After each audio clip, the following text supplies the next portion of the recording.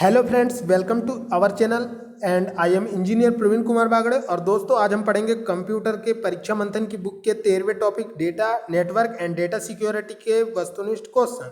तो दोस्तों, मैं आपको जानकारी के लिए बता दूं, यहाँ पे जो भी वस्तुनिष्ठ क्वेश्चन दिए गए हैं ये विभिन्न कंपटीशन एग्जाम में पूछे जाते हैं। जैसे कि मैं आपको बता दूं कि हाल ही में बैंकिंग की बहुत सारी एग्जाम्स आ रही है दोस्तों, और आने वाले समय में सीपीसीटी और रेलवे और एमपीपीएससी की एग्जाम्स आने वाली है। तो जिनके लिए मैंने बहुत ही धांसू वीडियो बनाया है, आप मेरे वीडियो को पूरा देखें।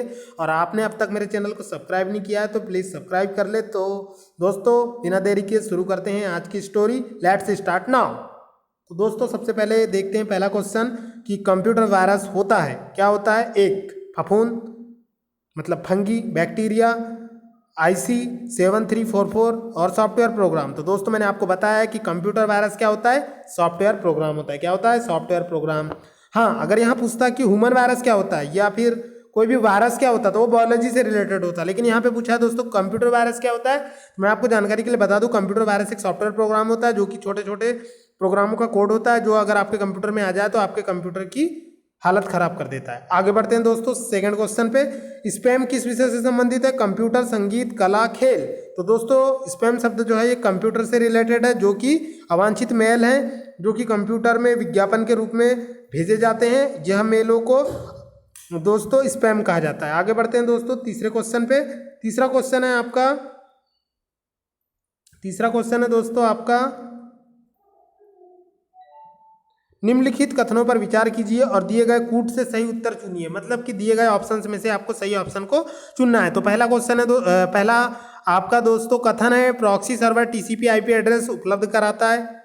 गलत कथन है दोस्तों, आगे बढ़ते हैं। सेकंड है दोस्तों, प्रॉक्सी सर्वर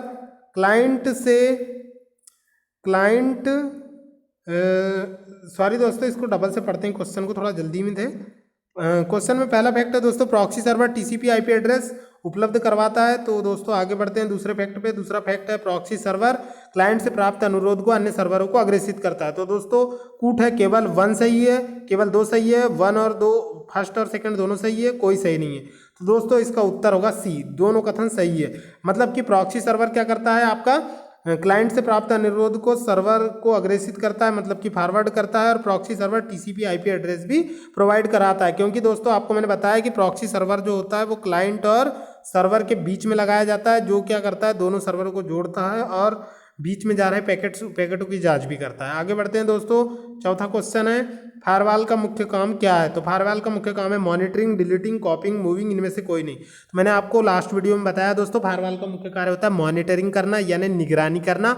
ये जो है आपके कंप्यूटर को अनऑथराइज्ड एक्सेस से बचाता है और बाहरी नेटवर्क से आने वाले डेटा की जाँच करता है, यानी फिल्टर का कार्य करता है। आगे बढ़ते हैं दोस्तों, पांचवा क्वेश्चन है, प्रॉक्सी सर्वर का प्रयोग किया जाता है अनाधिकृत उपयोगकर्ताओं के खिलाफ सुरक्षा प्रदान करने के लिए, वेब पेज के लिए, क्लाइंट रिक्वेस्ट प्रोसेस के लिए, टीसीपी आईपी देने के लिए और डेटाबेस एक्सेस के लिए। तो दोस्तों मैंने आपको बताया कि प्रॉक्सी सर्वर जो होता है वो अनाधिकृत उपयोगकर्ताओं के खिलाफ सुरक्षा प्रदान करने के लिए प्रयोग किया जाता है। It is very important for exams दोस्तों। आगे बढ़ते हैं दोस्तों, नेक्स्ट क्वेश्चन है, ऐसे वायरस जो समय बीतने पर या किसी खास तारीख को चलते हैं कहलाते हैं। तो दोस्तों ऐसे वायरस जो विशेष कंडीशन या विशेष टाइम पर एक्टिवेट होते हैं दोस्तों, वो बूट सेक्टर वायरस नहीं कहलाते हैं, मैक्रो वायरस भी नहीं कहलाते हैं, टाइम बॉम्ब कहलाते हैं। वॉर तो यहाँ पे दोस्तों बूट सेक्टर वायरस जो होता है वो कंप्यूटर की बूटिंग प्रोसेस को प्रभावित करता है। मैक्रो वायरस जो होता है वो मैक्रो फाइल को प्रभावित करता है, जैसे MS एक्सेल की फाइल, MS वर्ड की फाइल और MS पावर पॉइंट की फाइल। और जो टाइम बॉम्ब होते हैं दोस्तों, ये विशेष समय पर चलते हैं और कंप्यूटर को नुकसान पहुंचाते हैं। तो ऐसे वायरस जो समय बीतने पर या किसी विशेष तारीख को चलते हैं क्या कहलाते हैं? ऐसे वायरस जो होते हैं दोस्तों टाइम बॉम्ब कहलाते हैं। और वॉर में जो होते हैं वो स्वयं की कॉपी बनाने में सक्षम होते हैं। इसके बाद में हम बात करेंगे दोस्तों सातवें फैक्ट की, सातवें क्वेश्चन की। वह वायरस प्राय फ्लॉपी डिस्क ड्राइव में गए फ्लॉपी डिस्क से आता है। तो Trojan horse, boot sector virus, script और लॉजिक बम। तो दोस्तों ऐसा वायरस जो फ्लॉपी डिस्क ड्राइव में डाली गई फ्लॉपी डिस्क से आता है वो कहलाता है दोस्तों आपका बूट सेक्टर वायरस, क्योंकि बूट सेक्टर जो होता है वो फ्लॉपी डिस्क में होता है। इसके बाद में आपका नेक्स्ट क्वेश्चन है दोस्तों, ज्ञात सॉफ्टवेयर बग को रिपेयर करने के लिए इंटरनेट पर सामान्यतः बिना प्रभार यानी बिना शुल्क के मिलने वाला सॉफ्टवेयर कहलाता है। तो दोस्तों वर्जन, पैच, ट्यूटोरियल, FAQ, इनमें से कोई नहीं। तो दोस्तों ऐसे सॉफ्टवेयर को पैच कहा जाता है, जो कंपनियों के द्वारा किसी सॉफ्टवेयर के सुधार के लिए फ्री में दिया जाता है। इसके बाद में हम बात करेंगे दोस्तों नेक्स्ट क्वेश्चन की, साइबर लॉ की शब्दावली में डीओएस का क्या अर्थ है। तो मैंने लास्ट वीडियो में पहला फैक्ट बताया था दोस्तों आपको कि साइबर लॉ में डीओएस का अर्थ होता है डिनायल ऑफ सर्विस। ये इसका आंसर है दोस्तों। आगे बढ़ते हैं दोस्तों नेक्स्ट फैक्ट पे। नेक्स्ट क्वेश्चन है आपका, एक प्रोग्राम जिसमें अन्य प्रोग्रामों को संक्रमित करने की योग्यता होती है तथा जो अपनी प्रतियां बनाकर दूसरे प्रोग्रामों में फैल सकता है, वॉर्म कहलाता है, वायरस कहलाता है, ट्रोजन कहलाता है, या इनमें से कोई नहीं। तो ये वायरस कहलाता है दोस्तों। इसके बाद में 11वां क्वेश्चन है दोस्तों, एक निश्चित पते पर किसी एव्यूअर द्वारा बार बार एक ही ईमेल संदेश भेजना कहलाता है। तो दोस्तों ईमेल स्पैमिंग भी नहीं कहलाता है, ईमेल स्पैमिंग कहलाता है, ईमेल बॉम्बिंग। तो इसमें ईमेल स्पैमिंग कहलाता है दोस्तों, क्योंकि एक ही मेल को बार बार भेजा जाता है, मतलब आपके ईमेल आईडी में कचरा भरा जाता है। आगे बढ़ते हैं दोस्तों, वीडियो को बीच में बिल्कुल नहीं छोड़ना है आपको, अंतिम समय तक बने रहना है। तो अगले क्वेश्चन पे जाते हैं दोस्तों। अगला क्वेश्चन है, निम्नलिखित में से किसमें वायरस का लक्षण होने की ज़्यादा संभावना नहीं है। मौजूदा प्रोग्राम या फाइल के आइकन गायब होने पर, सीडी रोम काम करना बंद कर दे, वेब ब्राउजर कोई असामान्य होम पेज खोल दे, स्क्रीन पर असामान्य चित्र दिखते हो। तो दोस्तों जब सीडी रोम काम करना बंद कर दे तो ये वायरस का लक्षण नहीं होता है, ये सीडी रोम की खराबी हो सकती है। मौजूदा प्रोग्राम का अगर आइकन गायब हो जाता है, इसका मतलब आपके कंप्यूटर में वायरस आ चुका है। वेब ब्राउजर कोई असामान्य होम पेज खोल दे या कोई गंदे टाइप का विज्ञापन दिखा दे, तो इसका मतलब आपका कंप्यूटर वायरस से ग्रसित हो चुका है, या स्क्रीन पर कोई असामान्य चित्र या संदेश प्रदर्शित हो। तो ये सभी वायरस के लक्षण होते हैं दोस्तों। अगर आपका सीडी रोम काम करना बंद करता है तो ये वायरस के कारण नहीं होता है, ये हार्डवेयर प्रॉब्लम के कारण होता है। आगे बढ़ते हैं दोस्तों, 13वां क्वेश्चन है, कंप्यूटर वायरस है ऐसा कंप्यूटर प्रोग्राम जो स्वयं की प्रतिलिपि बना सके, ऐसा वायरस जो मनुष्य के स्वास्थ्य को प्रभावित करे, उपयुक्त तो दोनों। तो इसमें केवल पहला वाला ऑप्शन जो है दोस्तों वो सही है, ऐसा वायरस जो कंप्यूटर में स्वयं की प्रतिलिपि बना सके। आगे बढ़ते हैं दोस्तों क्वेश्चन नंबर 14 पर।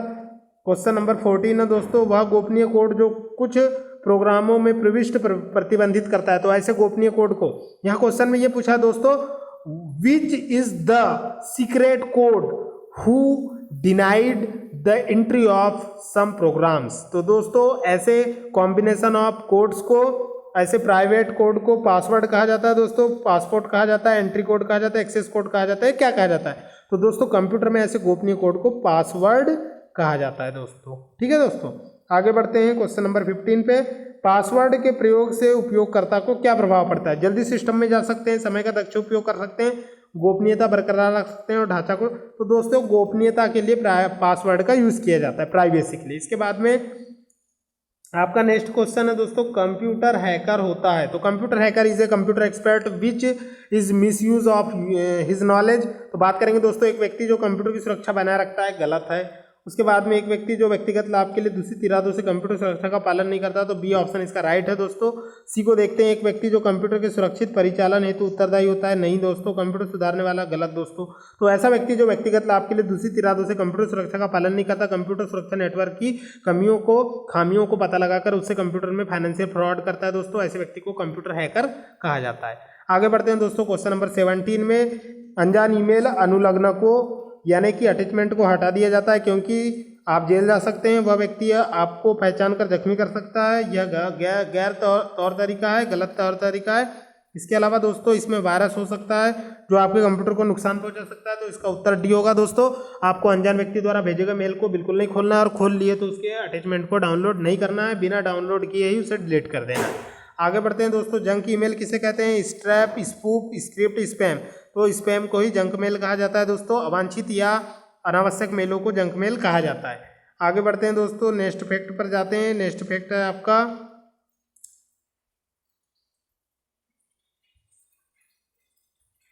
नेक्स्ट फैक्ट है दोस्तों आपका क्वेश्चन नंबर 19। तो क्वेश्चन नंबर 19 है दोस्तों, यदि आपका कंप्यूटर स्वतः रिबूट होता है तो संभावना है, काय की संभावना है। तो देखते हैं दोस्तों, आपके कंप्यूटर में वायरस है, मेमोरी पर्याप्त नहीं है, प्रिंटर नहीं है, बिजली का तेज करंट है, इनमें से कोई नहीं। तो आपका कंप्यूटर अचानक रिबूट करता है, मतलब वो वायरस से इन्फेक्टेड हो चुका है दोस्तों। इसका आंसर ए होगा, आपका कंप्यूटर वायरस से ग्रसित हो चुका है। इसके बाद में क्वेश्चन नंबर 20 है दोस्तों, वानाक्राई पेंटेया इंटरनल ब्लू पद जो हाल ही में समाचार पत्रों में उल्लेखित है, निम्नलिखित में से किससे संबंधित है। तो एक्सोप्लैनेट्स, प्रच्छन्न मुद्रा यानी कि क्रिप्टो करेंसी, एंड साइबर आक्रमण और लघु उपग्रह। तो दोस्तों ये साइबर आक्रमण यानी साइबर अटैक के उदाहरण है, वानाक्राई, पेटिया और इंटरनल ब्लू, जो कि चीन और पाकिस्तान के द्वारा अधिकतर भारत की साइटों को हैक किया जाता है और उन पर अटैक किए जाते हैं दोस्तों। इसके बाद में बात करूंगा 21 क्वेश्चन की। एंटीवायरस का प्रयोग खालिस्तान के लिए किया जाता है। तो इंस्टॉल प्रोग्राम को हटाने के लिए, पहले फाइलें डिलीट करने के लिए, इन्फेक्टेड फाइलों को क्लीन करने के लिए और एक डिस्क को फ्रेगमेंट करने के लिए। तो दोस्तों इन्फेक्टेड फाइलों को क्लीन करने के लिए एंटीवायरस सॉफ्टवेयर का प्रयोग किया जाता है। अब यहाँ पे एक नया वर्ड आया दोस्तों, फाइलों को फ्रेगमेंट करना। फाइलों को फ्रेगमेंट करना मतलब होता है दोस्तों फाइलों में जो अनयूजफुल स्पेस है उसे मैनेज करना। आगे बढ़ते हैं दोस्तों।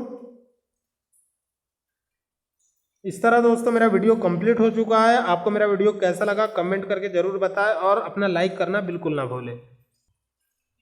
थैंक्स दोस्तों for watching my full video and आपको मेरे वीडियो कैसे लग रहे हैं कमेंट करके जरूर बताएं। और कोई भी एग्जाम हो दोस्तों जिसमें कंप्यूटर से रिलेटेड क्वेश्चन आते हैं, आप हमारे इस यूट्यूब चैनल को सब्सक्राइब कर लें और हमारी प्लेलिस्ट में प्रत्येक वीडियो को देखें दोस्तों। और किसी भी कंपटीशन एग्जाम में जहां कंप्यूटर से रिलेटेड कोई भी क्वेश्चन आता है, आप हमें कमेंट करके बता सकते हैं। आपकी समस्या का समाधान किया जाएगा और उससे रिलेटेड वीडियो बनाकर डाले जाएंगे, या फिर आपको कमेंट में ही आपके समस्या का हल दिया जाएगा। तो मिलते हैं दोस्तों अगले वीडियो में, तब तक के लिए टाटा बाय बाय, खुदा हाफिज दोस्तों। मिलते हैं अगले वीडियो में, बाय बाय दोस्तों।